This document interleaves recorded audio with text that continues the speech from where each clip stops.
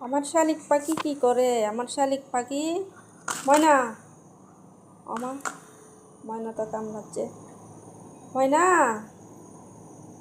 ময়না, শুনতেছে কথাগুলো। আমার শুধু আমাকে পারতেছে না যে কাছের থেকে বের হয়ে দৌড়ে কামড়ে দিতে। এই, আমাকে কামড়াবি না, তোর বাড়ি তুই কামড়া।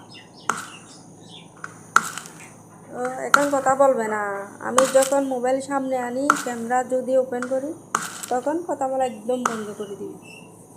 আমরা যখন সবাই সরে যাব, তখন ও নিজেরটা নিজে বলবে। এখন এগুলা শুনতেছে।